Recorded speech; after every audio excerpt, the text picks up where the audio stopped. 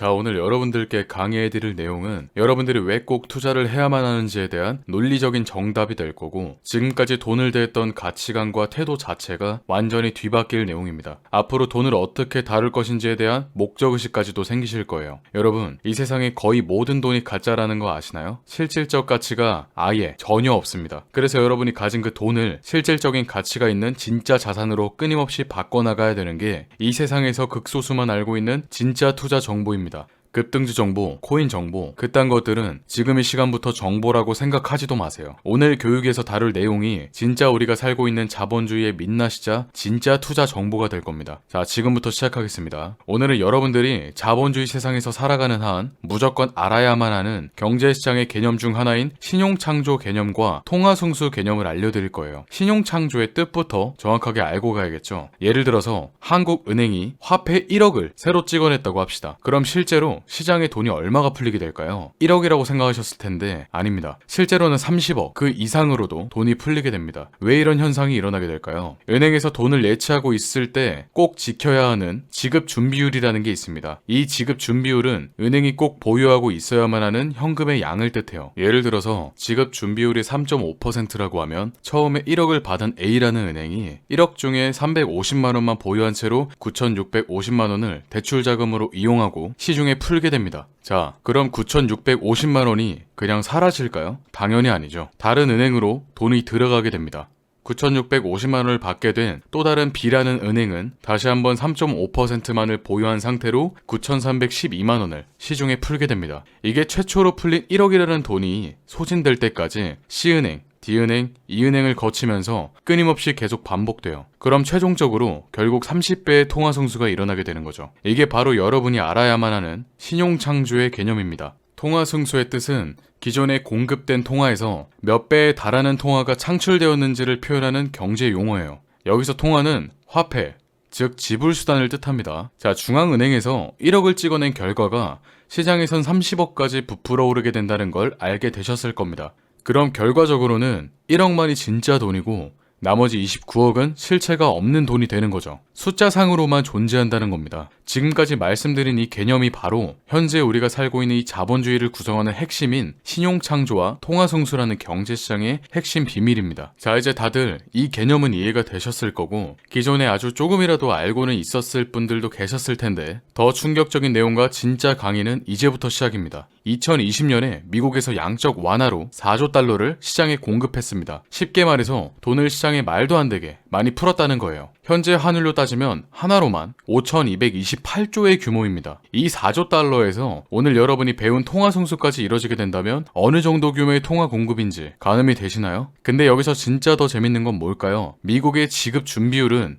0%라는 사실입니다. 아까 은행에서 최소한 가지고 있어야만 하는 예치금의 비율이 있다고 말씀드렸죠. 잘못 들은 게 아니라 0%가 맞아요. 은행에서 돈을 아예 보유하지 않은 채로 돈을 풀고 있다는 뜻입니다. 보통의 국가들은 지급 준비율이 5에서 10% 수준이고 현재 한국은 7%예요. 근데 미국은 경제적 위기에 대비한다는 명목하에 2020년부터 0%를 유지하고 있습니다. 이 말은 다시 말해서 은행이 돈을 전혀 보유하지 않은 채로 시중에 모든 돈을 풀어버리고 무한하게 통화승수를 일으킬 수 있다는 뜻입니다. 경제에 대해서 많이 알지 못하는 상태인 여러분이 들어도 전혀 안전한 상태로 들리진 않으시죠? 그래서 2020년부터 주식과 부동산, 모든 자산의 가치가 한꺼번에 오르게 되는 결과를 낳게 됐고 흘러 넘치는 총 통화량이 모든 자산에 유입되게 되면서 자산시장이 엄청나게 상승했죠. 코로나 시기 때 투자로 돈 좀 벌었다 하는 사람들이 많은데 그 수익이 과연 자신의 실력으로 번 돈일까요, 여러분? 30년에 한 번 일어날까 말까 하는 초호황 시기였다는 의미입니다. 현재도 고금리 정책과 긴축 기조에도 통화량이 굉장히 높은 상태고 쉽게 말해서 너무 많이 풀려버린 돈들이 쉽게 걷어지질 않고 있다는 거예요. 경제시장을 주도하는 미국이 자기들이 풀어놓은 돈을 자기들이 감당을 못하고 있다는 겁니다. 긴축은 말 그대로 경제시장을 바짝 조여서 시장이 너무 과열된 악화되는 것을 방지하는 것인데 현재 2023년 정도의 금리 인상이 15년 만에 일어나게 되고 있으니까 어느 정도로 시장이 과열된 수준인지 이해가 되시죠? 이어서 이런 실체가 없는 돈으로 이루어진 게 우리가 살고 있는 진짜 자본주의 시장의 현실이다 보니까 경제 시장에 대한 지식이 조금이라도 있는 사람들은 모두들 화폐가 쓰레기나 나무 가공품 그 이상 그 이하도 아니라고 표현합니다. 실제로 이런 표현들은 여러분들이 가장 많이 들어봤을 만한 레이 달리오 같은 증권가의 회장들과 경제학자들이 직접 했던 말들입니다. 세계에서 가장 경제적 힘이 강한 기축통화국인 미국의 화폐 가치가 쓰레기라는 건데 그 화폐, 즉 달러가 현재 전 세계에서 가장 많이 쓰이고 있죠. 최근 5년간 중국과 일본, 미국같이 경제시장에서 결제화폐 비중이 높은 기축통화국들이 앞장서서 지급준비율을 낮추고 몇백 조씩 통화를 풀었습니다. 이 말은 즉 앞으로도 화폐 가치가 점점 더 쓰레기가 될 거라는 거고 우리는 절대 화폐에 의존하면 안 된다는 뜻입니다. 여러분들이 느끼는 물가 상승 체감이 현재 경제지표로 발표되는 물가 상승률보다 훨씬 더 높게 체감이 되고 실제로도 훨씬 물가가 오른 이유는 물가가 오르는 것뿐만이 아니라 화폐의 가치도 동시에 급격하게 떨어지고 있기 때문이라는 겁니다. 그래서 20, 30대 평균 임금으로는 돈을 모으는 것조차 굉장히 힘들어졌죠. 현재 세계적으로 풀린 총 통화량이 필요 이상으로 높아졌고 이렇게 한번 풀려버린 돈들은 100% 사라질 수가 없어요. 정부가 돈을 찍어내면 앞서 말했듯이 통화 승수가 항상 매번 일어나기 때문에 물가가 상승하고 그래서 화폐를 점점 더 많이 찍어내야만 하게 됩니다. 이런 화폐 경제 시스템 때문에 10년 전의 만원의 가치와 지금의 만원의 가치가 엄청나게 큰 차이가 있는 거죠. 극단적으로 표현하자면 우리가 살고 있는 이 지구상의 자본주의 시스템 자체가 돌려막기 상황이라는 겁니다. 현재 우리가 살고 있는 이 세상의 경제시장 동력이 이렇게 오늘 교육해드린 신용창조 기능으로 돌아가고 있어요. 그런데 신용창조 기능이 잘 돌아가면서 경제시장이 유지가 되려면 기대 인플레이션이 1년에 평균 2% 이상으로 유지가 되어야 합니다. 물가가 상승을 해야만 돈을 더 찍어낼 수 있게 되고 화폐 경제시장이 유지가 되기 때문이에요. 그래서 전 세계 중앙은행과 화폐 통제권을 지닌 엘리트층들은 서민들이 돈을 모으지 못하게 가진 방법을 동원하여 통제합니다. 화폐 경제 체제가 유지가 되려면 사람들이 꼭 소비를 해야만 하니까요. 이렇게 정부에서 사람들에게 돈을 쓰게 만드는 걸 기대 인플레이션 조장 정책이라고 표현합니다. 돈을 빨리 꺼내서 쓰게끔 기업들이 더 좋은 상품을 내도록 지원 정책을 진행하고 금리가 낮으니까 대출받아서 사업하라고 유도하고 지원금을 팍팍 꽂아줄 테니까 사업하고 나가서 돈 쓰라고 하는 게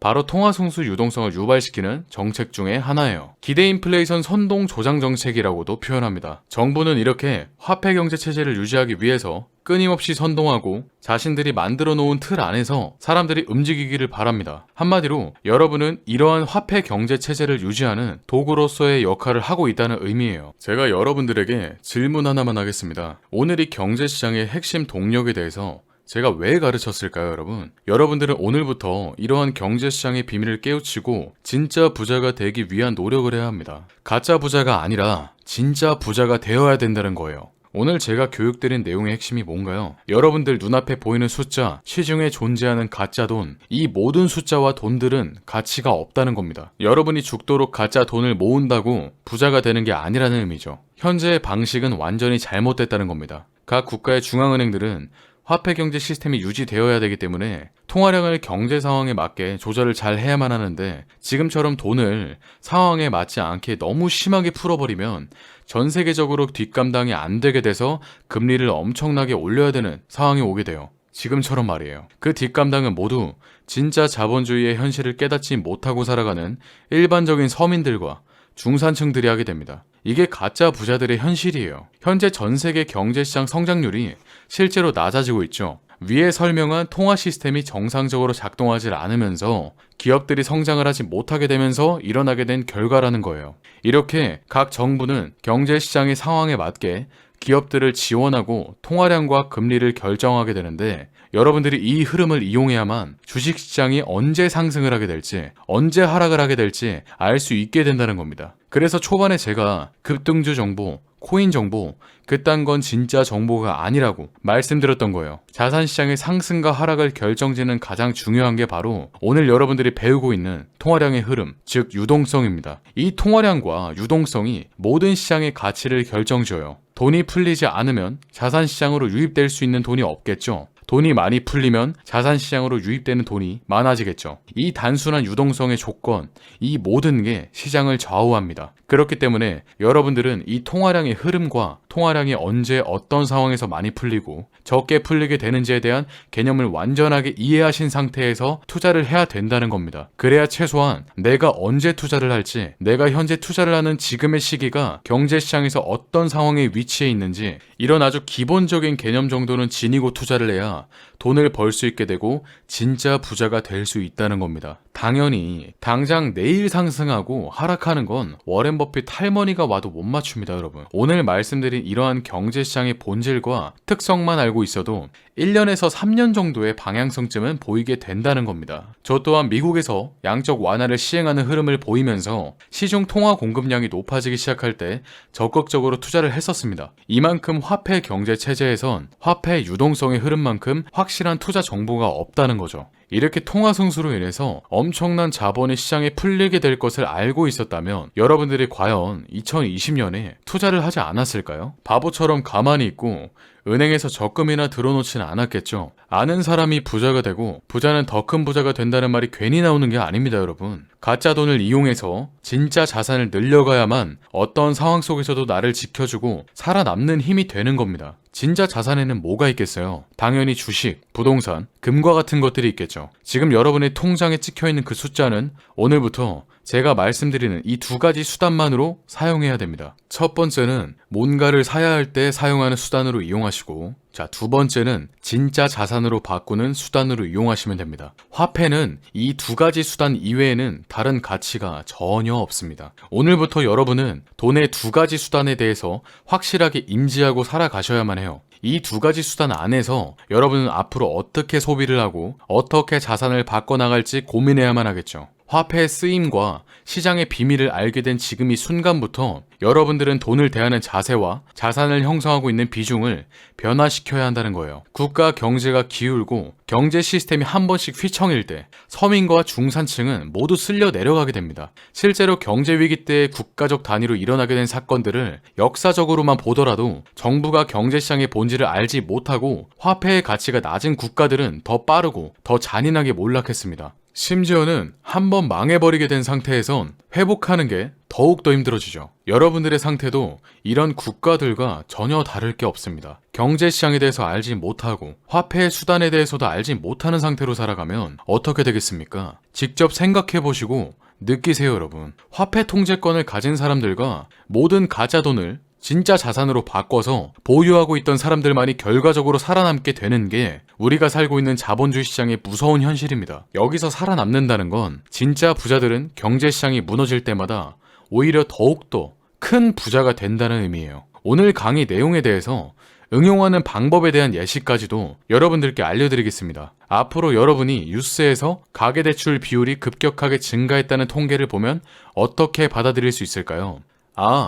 통화 승수의 규모가 더욱 커지고 있나 보네. 자산시장에 자본이 유입되겠구나. 앞으로 자산 가격이 높아지겠네? 라고 뉴스를 보고 스스로 판단하실 줄 알아야 된다는 겁니다. 통화 승수가 발생되면서 개인 대출 금액과 규모가 급격하게 늘어나게 되면 자산시장에 자본이 유입되게 됩니다. 이러한 현상은 보통 금리가 낮고 중앙은행에서 통화를 공급하기 시작할 때 일어나게 되는데 개인이 자산시장에 돈을 투자하기 시작하면 시장의 상승 기대감이 높아지고 기업들은 투자를 받은 돈을 통해서 현금 흐름을 일으켜요. 그렇게 기업들도 매출 상승을 목적으로 한 투자를 위해서 부채 비율을 늘리게 되고 선행 투자라는 걸 진행하게 됩니다. 이 선행 투자와 같은 부분에 대해서 투자에 접목하는 방법은 다음 강의에서 알려드리도록 하겠습니다. 자, 이어서 기업이 부채를 늘리고 선행 투자를 하게 되면 매출 상승 기대감이 커지면서 보통 이 시기에는 지속적으로 주가가 오르게 됩니다. 정부가 통화를 공급하고 통화 승수가 적극적으로 이뤄지기 시작할 때는 개인뿐만이 아니라 기업들도 돈을 끌어다 쓴다는 의미예요. 증권시장의 단기적인 상승 원인은 사람들의 심리와 기대감에 있습니다, 여러분. 하지만 장기적인 상승의 원인은 화폐를 지속적으로 찍어내고 돈의 가치가 없다는 데 있어요. 그렇기 때문에 자산시장은 무조건 우상향하는 겁니다. 여러분은 앞으로 우리가 손에 쥐고 있는 이 화폐의 가치가 전혀 없다는 것을 깨달은 상태로 뉴스에서 나오는 시장의 흐름과 저금리, 시장의 심리들을 이용하면서 시기에 맞게 투자를 해야 된다는 거죠.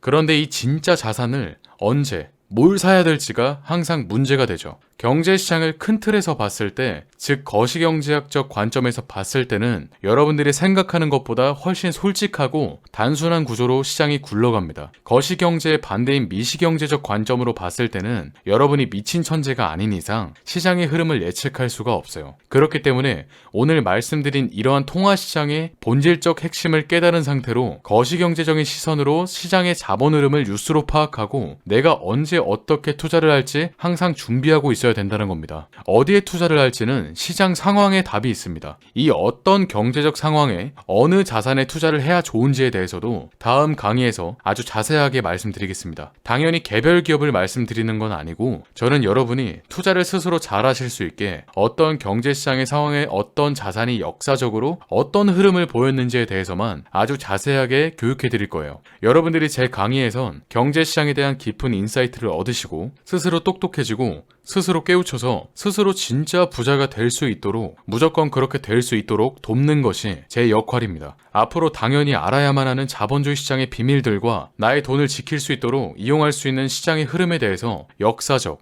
통계적 사실들에 근거하여 지속적으로 다룰 거예요. 화폐 경제가 만들어 놓은 이 틀 안에서 욕구에 소비하고 경제시장에 대해서 아는 것도 없는 상태로 살면 평생 적금만 들면서 15년, 20년을 미친 듯이 일해서 내 집 마련에 성공하더라도 여러분 대출금을 갚고 평생 화폐 경제 체제를 유지해주는 도구로서 죽도록 일만 하다가 자신의 삶은 제대로 즐겨보지도 못한 채로 삶이 끝나게 될 겁니다. 현재 이 자본주의 시장에 살면서 돈에 대해서 모르고 산다는 건 계속 가짜 돈으로 굴러가는 세상이 유지될 수 있게 도와주는 하나의 도구로서 살다가 죽겠다고 결심을 하는 것과 다를 바가 없어요. 무지하면 당하고 이용당해야 되는 게 현재 우리가 살고 있는 세상의 불편한 진실이고 여러분들은 시장의 본질을 깨닫고 정신 차리고 인생을 설계해야 돼요. 결국은 이 통화 체제가 무너지지 않는 한 무조건 돈을 벌어야만 하고 무조건 돈에 대해서 알고 있어야만 하죠. 그렇기 때문에 경제 공부는 선택이 아닌 필수고 더 나아가서 공부가 아닌 생존입니다. 시장의 심각성에 대해서 깨우치고 꾸준한 노력을 절대 그만둬선 안 됩니다, 여러분. 앞으로도 함께 진짜 부자가 됩시다. 오늘 강의 여기서 마치도록 하겠습니다. 감사합니다.